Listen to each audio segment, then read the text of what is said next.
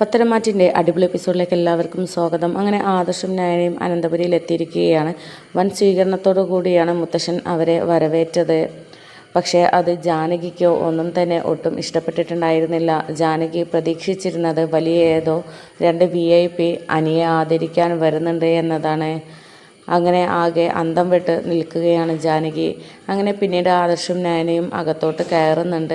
എന്നിട്ട് മുത്തശ്ശനോട് സംസാരിക്കുകയും ഒക്കെ ചെയ്യുന്നുണ്ട്. ആ സമയത്ത് മുത്തശ്ശൻ പറയുന്നുണ്ട്, ഈ ഒരു നിമിഷത്തിനായിട്ട് കാത്തിരിക്കുകയായിരുന്നു ഞാൻ.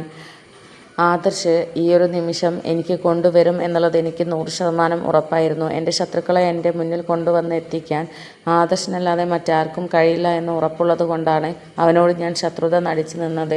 ശത്രുത നടിച്ചു നിന്നാൽ അവന് കൂടുതൽ വാശി കൂടുമെന്നുള്ളതും മുത്തശ്ശൻ്റെ അടുത്തേക്ക് വരാൻ വേണ്ടിയിട്ട് അവരെ വളരെ പെട്ടെന്ന് തന്നെ കാര്യങ്ങൾ സീരിയസ് ആയിട്ട് നീക്കുമെന്നുള്ളതും എനിക്ക് ഉറപ്പുണ്ടായിരുന്നു. അതുകൊണ്ട് തന്നെയാണ് ഞാൻ അവനെ ഏൽപ്പിച്ചത് എന്നൊക്കെ പറയുന്നുണ്ട് നമ്മുടെ മുത്തശ്ശൻ. ആ സമയത്ത് ജാനകിക്ക് ഒട്ടും തന്നെ ഇഷ്ടപ്പെട്ടിരുന്നില്ല. ജാനകി പറയുന്നുണ്ട്, ഞങ്ങളെ പറഞ്ഞ് പറ്റിക്കുകയായിരുന്നല്ലേ, എൻ്റെ മോനെ MD സ്ഥാനം കൊടുത്തിട്ട് അവനെ മോഹിപ്പിച്ച് ഇപ്പോൾ ആദർശനെ തിരികെ കൊടുക്കുക എന്ന് പറഞ്ഞാൽ ഇത് ചതിയാണ് എന്നൊക്കെ ചിന്തിച്ചിട്ട് ജാനകിയൊക്കെ അങ്ങ് ദേഷ്യം വരികയാണ്. പിന്നീട് ജാനകി അവിടെ നിന്ന് പോവുകയാണ്.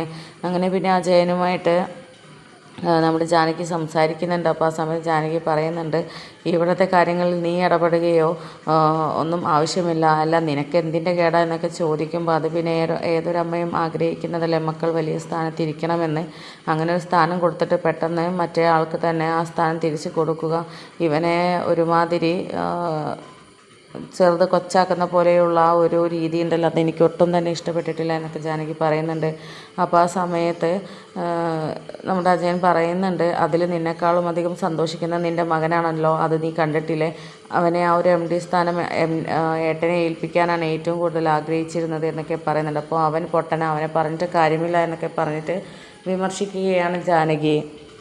അങ്ങനെ പിന്നീട് ഞാൻ പറയുന്നുണ്ട്, നീ ഇതൊന്നും ആഗ്രഹിക്കാൻ പാടില്ല, കാരണം നീ അങ്ങനെയുള്ളൊരു ഫാമിലിയിൽ നിന്ന് വന്ന പെൺകുട്ടിയല്ലേ, നീ വലിയ സാമ്പത്തികമൊന്നും ഇല്ല, അതുകൊണ്ട് തന്നെ നീ ചെറുതായൊക്കെ ആഗ്രഹിച്ചാൽ മതി. നീ ഇന്ന് ഈ ഒരു അനന്തപുരിയിൽ നിൽക്കുന്നുണ്ടെങ്കിൽ അത് ഞങ്ങളുടെയൊക്കെ നല്ല മനസ്സുകൊണ്ടാണ്, അല്ലാതെ നീ ഇവിടെ വന്ന് കയറേണ്ടവളല്ല, നീ ചെറിയ കുടുംബത്തിൽ ജീവിക്കേണ്ട പെൺകൊച്ചായിരുന്നു, എന്തൊരു ഭാഗ്യം കൊണ്ടാണ് നീ ഇവിടെ എത്തിയത് എന്നൊക്കെ പറയുന്നുണ്ട് അജയൻ.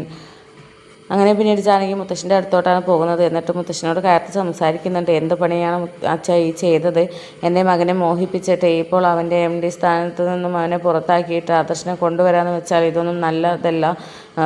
അവന് സങ്കടം എന്തായാലും ഉള്ളിലുണ്ടാകും, അവനത് മറച്ചു വെക്കുകയാണ് ഏട്ടന് വേണ്ടിയിട്ട്, അല്ലെങ്കിലും എൻ്റെ കുട്ടിക്ക് എല്ലാം സഹിച്ചല്ലേ ശീലമുള്ളൂ എന്നൊക്കെ പറയുന്നുണ്ട്. അപ്പോൾ ആ സമയത്ത് മുത്തശ്ശൻ പറയുന്നുണ്ട്, നിൻ്റെ മകനെക്കുറിച്ച് നീ ബോധ്യപ്പെടുത്തി തരേണ്ട കാര്യം എനിക്കില്ല, അതെന്താണ് അവൻ എന്താണ് എന്നുള്ളത് എനിക്ക് നല്ലോണം അറിയാം.